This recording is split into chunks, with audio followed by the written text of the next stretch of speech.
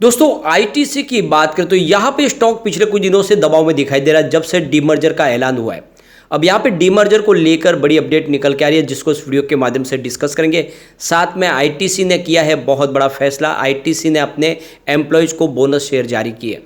यहाँ पे देख सकते हो कि आईटीसी जो अपने सेक्टर की एक तरह से लीडर कंपनी है और एफएमसीजी सेक्टर में इंडिया की सबसे बड़ी कंपनी इस समय आपको दिखाई देगी। तो बिजनेस तो काफ़ी अच्छा है, लेकिन अब होटल के बिजनेस को कंपनी अलग करना चाहती है। तो इसके बाद में ये जो माहौल बना हुआ है निगेटिव का, क्या इस समय आने वाले समय और गिरावट होगी या फिर यहाँ से फिर तेजी की संभावना बनेगी। आईटीसी जो काफ़ी अच्छा दौड़ चुका पिछले दिनों, कोरोना काल में इसके ऊपर काफ़ी ज़्यादा मीम्स बनते थे, स्टॉक दौड़ता नहीं था, लेकिन अब जब दौड़ने लगा तो काफ़ी अच्छा दौड़ा है। तो क्या इस समय इन्वेस्टमेंट करना चाहिए? आगे की क्या संभावना है कंपनी का बिजनेस अगर आप देखें तो डाइवर्सिफाई पोर्टफोलियो कंपनी का मुख्य बिजनेस टोबैको का है, लेकिन कंपनी का एफएमसीजी सेक्टर में कंपनी बहुत मजबूती से आगे बढ़ रही है, लगातार अपनी पकड़ मजबूत कर रही है। कुछ कंपनियों का अधिग्रहण भी किया जा रहा है। इसके अलावा कंपनी का होटल बिजनेस जो अब जाके डीमर्जर होने जा रहा है, उसका पेपर का बिजनेस भी है जो काफ़ी अच्छा है। तो बहुत सारे बिजनेस है जो आने वाले समय इसको तेज़ी से ऊपर लेके जा सकते। तो क्या इस समय इन्वेस्टमेंट करना चाहिए, जानने की कोशिश करेंगे इस वीडियो के माध्यम से। लेकिन फ्रेंड उससे पहले अगर आप पहली बार हमारे चैनल पे आए तो चैनल को सब्सक्राइब कर दीजिए, एक बेल आइकॉन दबा दीजिए ताकि जब भी नया वीडियो बने पहला नोटिफिकेशन आपको मिले। वीडियो पसंद आए तो लाइक शेयर जरूर कीजिए। चलो फ्रेंड्स वीडियो स्टार्ट करते हैं। मैं हूँ आपका दोस्त एस.बी. दवे और हमारे अपने चैनल ऑनलाइन कमाई में आपका बहुत बहुत स्वागत है। सबसे पहले आईटीसी के कारोबार की बात करें, स्टॉक की क्लोजिंग 458 पर रही, जहाँ पे 0.18% की गिरावट देखने को मिली। स्टॉक थोड़ा सा दबाव में दिखाई दे रहा है जब से अनाउंस हुआ कि कंपनी अपने होटल के बिजनेस को डीमर्जर करने जा रही है, लेकिन उसमें अपनी 40% की स्टेक भी रखेगी। आप देख लो इसकी 461 की हाई बनी हुई थी, लेकिन वहाँ से स्टॉक नीचे भी आया। इसकी परफॉर्मेंस आप देख लो कि फिलहाल काफ़ी समय से स्टॉक दबाव में दिखाई दे रहा है। 31 जुलाई को स्टॉक 465 के आसपास था, 0.6% की गिरावट हुई। 1 अगस्त की बात करें तो 464 के आसपास स्टॉक था, 0.2% की गिरावट हुई। अगर हम बात करें 2 अगस्त की तो स्टॉक 460 के आसपास आ गया 1% की गिरावट के साथ में। और 3 अगस्त को स्टॉक 456 के आसपास आ गया, 0.9% की गिरावट हुई। और 4 अगस्त को देखो 454 के आसपास स्टॉक आया, 0.2% की गिरावट के आसपास से। तो लगभग 10 रुपये की गिरावट हुई पिछले 4-5 ट्रेडिंग सेशन में और थोड़ा सा दबाव में स्टॉक दिखाई दे रहा है। इसकी परफॉर्मेंस देखें तो पिछले 10 साल में स्टॉक ने 104% का पॉजिटिव रिटर्न दिया है। 5 ईयर की बात करें तो इसने 49% का पॉजिटिव रिटर्न दिया है। 2 ईयर के हिसाब से इसने 118% का पॉजिटिव रिटर्न दिया है। बात अगर 1 ईयर की करें तो इसने 47% का पॉजिटिव रिटर्न दिया है। 6 मंथ के हिसाब से इसका रिटर्न 19% पॉजिटिव है और 3 मंथ के हिसाब से 7% इसने पॉजिटिव रिटर्न दिया है। लेकिन 1 मंथ के हिसाब से लगभग 2.44% की इसमें गिरावट हुई है और 1 वीक के हिसाब से 2.88% की गिरावट हुई है। 1 डे के हिसाब से 0.24% की गिरावट है। तो पिछले 1 महीने से यहाँ पे आपको गिरावट देखने को मिलेगी। अब यहाँ पे आईटीसी ने एम्प्लॉय स्टॉक स्कीम के तहत अपने एम्प्लॉयज़ को बोनस शेयर जारी किए जिसकी फेस वैल्यू 1 रुपीज़ है।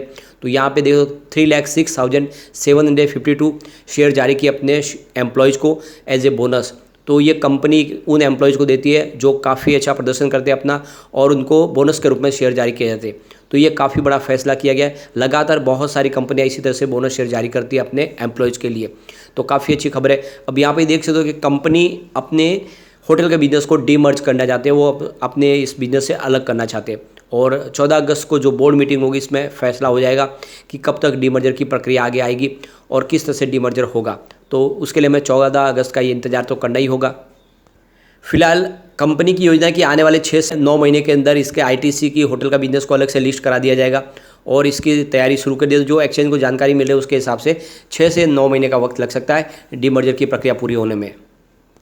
फिलहाल देखो तो जो रिपोर्ट निकल कर आएगी 6 से 9 महीने में मर्जर की प्रक्रिया पूरी होगी, इसके ऊपर आईटीसी की तरफ से फिलहाल कोई टिप्पणी नहीं की गई है। 24 जुलाई को जो एक्सचेंज को जानकारी दी गई थी जिसमें कहा गया था स्कीम ऑफ अरेंजमेंट को 14 अगस्त को कंपनी के बोर्ड मीटिंग में इसके ऊपर मंजूरी का लिया जाएगा, शेयर होल्डर की रजामंदी ली जाएगी। तो जो भी होगा 14 अगस्त को पता चल जाएगा। तो कंपनी की तरफ से तो यहाँ पे अप्रूवल मिल चुका है, अब यहाँ पे शेयर होल्डर की रजामंदी लेनी है जो 14 अगस्त को मिल सकती है।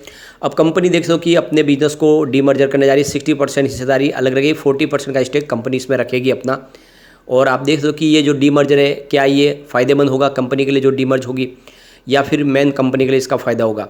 तो अगर हम पुराने डीमर्जर की संभावनाओं को देखें तो बजाज ऑटो लिमिटेड फाइनेंस ने अपने डीमर्जर किए थे अपने बजाज फाइनेंस के बिजनेस को, जो फाइनेंस प्रोवाइड करने का जो कंपनी है उसको अलग कर दिया था।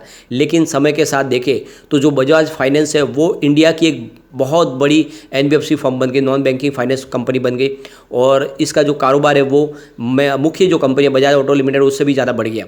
तो ऐसे में आने वाले समय में हो सकता है कि ऐसा कुछ होटल बिजनेस वाली ये कंपनी जो बनेगी आईटीसी उसके साथ भी हो सकता है। तो ये सोचना होगा कि इस समय जो इसकी प्राइस दी जाएगी कम प्राइस में अगर शेयर अलॉट किया जाएगा तो आने वाले समय उसमें तेज़ी की संभावना भी बन सकती है। तो ये एक तरह से देखो डीमर्जर के बाद हो सकता है कि होटल का बिजनेस भी बजाज फाइनेंस जैसा बने, तो इसके लिए हमें आने वाले समय इंतजार करना होगा। फिलहाल आईटीसी के बिजनेस में जो होटल सेगमेंट है उसका रेवेन्यू मात्र 3.5% का ही योगदान है टोटल। दूसरी तरफ कंपनी का खर्च काफ़ी ज़्यादा है और इसीलिए देखें तो होटल बिजनेस इस समय इनके लिए कितना ज़्यादा प्रॉफिट वाला नहीं है। लेकिन जब ये बिजनेस अलग हो जाएगा तो उसके बाद में वो अपनी पूरे पोटेंशियल के साथ में आगे बढ़ने की कोशिश करेंगे, उसमें वो अपनी अपेक्षाओं को तलाशेंगे और उसमें एक बड़ा इन्वेस्टमेंट भी कर पाएंगे। और जो सबसे बड़ी बात है कि 40% की स्टेक आईटीसी के अंदर होने से विश्वास लोगों का बना रहेगा और उसमें जितना उनको फंड चाहिए वो फंड भी मिल पाएगा। अब यहाँ पे देख दो कि 14 अगस्त को कंपनी अपना Q1 का रिजल्ट भी डिक्लेयर करने जा रही है और इसी के साथ होटल बिजनेस के डीमर्जर को लेकर भी यहाँ पे अनाउंसमेंट होगी। तो यहाँ पे अगर हम रिजल्ट की बात करें तो रिजल्ट बेहतर रहने की पूरी उम्मीद है। अच्छा खासा इनका रेवेन्यू प्रॉफिट बढ़ रहा है। अगर हम बात करें मार्च 2022 की तो 17,754 रुपीज़ के आसपास रेवेन्यू था, जो मार्च 2023 में बढ़ के 19,058 रुपीज़ के आसपास पहुँच गया, यानी पिछले एक साल में रेवेन्यू बढ़ा है। प्रॉफिट की बात करें तो मार्च 2022 में 4,195 रुपीज़ के आसपास प्रॉफिट था, जो मार्च 2023 में बढ़ के 5,175 रुपीज़ तक पहुंच गया, यानी ज़बरदस्त तरीके से प्रॉफिट भी बढ़ा है और रेवेन्यू भी बढ़ा है। बिजनेस लगातार बढ़ रहा है। पिछले 4-5 साल की भी बात करें तो आप देख सकते हो कि 2020 में कंपनी का 52.01 थाउजेंड रुपीज़ का रेवेन्यू था और 15.31 थाउजेंड रुपीज़ का इनका टोटल प्रॉफिट हुआ था, जो लगातार बढ़ते हुए 2023 में देखते हो कि 73.04 थाउजेंड रुपीज़ तक पहुंच गया है इनका रेवेन्यू और प्रॉफिट बढ़ गया है 19.1 थाउजेंड रुपीज़ तक पहुंच गया है। तो प्रॉफिट और रेवेन्यू लगातार हर साल बढ़ रहा है, हर क्वार्टर में बढ़ रहा है और ये इशारा है कि स्टॉक आने वाले समय डेफिनेटली आपको एक ज़बरदस्त रिटर्न दे सकता है। तो लॉन्ग टर्म इन्वेस्टर के लिए बहुत अच्छा मौका है, खरीदारी आपको यहाँ पे कर लेनी चाहिए। अब यहाँ पे अगर हम देख सकें तो प्रमोटर की होल्डिंग आपको दिखाई नहीं देगी, इसमें कोई प्रमोटर नहीं है। एफआई ने अच्छी खासी खरीदारी की, आप देख सकते हो कि उनकी होल्डिंग लगातार बढ़ी है। दिसंबर में 42.99% के आसपास होल्डिंग थी, जो मार्च में बढ़ के 43.35% तक आ गई और जून क्वार्टर में ये 43.62% तक आ गई। तो लगातार एफआई होल्डिंग बढ़ा रहे और एफआई इस समय काफ़ी अच्छा निवेश करे आईटीसी में, और एफआई का अगर निवेश आ रहा है तो स्टॉक डेफिनेटली आने वाले समय कमाल कर सकता है। डीआई की बात करें उनकी 31.32% की होल्डिंग थी दिसंबर में, मार्च में ये घट के 31.15% के आसपास आ गई और जून में 30.88% के आसपास आई। तो यहाँ पे आप देख सकते हो कि डीआई फिलहाल अपनी प्रॉफिट बुकिंग करे कुछ। अब बात कर लेते हैं म्यूचुअल फंड की, तो 9.66% की होल्डिंग थी दिसंबर में, जो मार्च में घट के 9.47% के आसपास आ गई और जून में 9.17% हो गई। तो यहाँ पे म्यूचुअल फंड की तरफ से भी फिलहाल प्रॉफिट बुकिंग हो रही है। अदर्स की बात करें तो यहाँ पे जनरल पब्लिक की 25.69% की होल्डिंग थी दिसंबर में, मार्च में ये 25.50% पर आ गई और फिलहाल जून में अनचेंज है। तो ये देख सकते हो कि एफआई तो जम के खरीदारी करे, लेकिन डीआई और म्यूचुअल फंड कुछ अपनी प्रॉफिट बुकिंग करेंगे। स्टॉक काफ़ी अच्छा दौड़ चुका था और आने वाले समय यहाँ पे अच्छी तेजी की संभावना बन सकती है। कुछ बड़े म्यूचुअल फंड जम के खरीदारी के उनको देख लेते हैं। तो पराग पारिक फ्लैक्सी कैप ने यहाँ पे 2,741 रुपीज़ का जबरदस्त निवेश किया हुआ है। एसबीआई ब्लू चिप डायरेक्ट ने यहाँ पे 2,212 रुपीज़ का भारी निवेश किया हुआ है। एचडीएफसी बैलेंस एडवर्टाइज ने यहाँ पे 2,076 करोड़ रुपीज़ का इन्वेस्टमेंट किया है और भारत 22 ETF ने यहाँ पे 1,808 करोड़ रुपीज़ का इन्वेस्टमेंट किया है। कैनरा रोबेको फ्लैक्सी कैप ने 234 करोड़ रुपीज़ का इन्वेस्टमेंट किया है। एचडीएफसी टॉप 100 डायरेक्ट ने 1,414 करोड़ रुपीज़ का इन्वेस्टमेंट किया है। एचडीएफसी हाइब्रिड इक्विटी ने 1,030 करोड़ रुपीज़ का इन्वेस्टमेंट किया है। ICICI Pru blue chip direct ने 991 करोड़ रुपीज़ का इन्वेस्टमेंट किया है।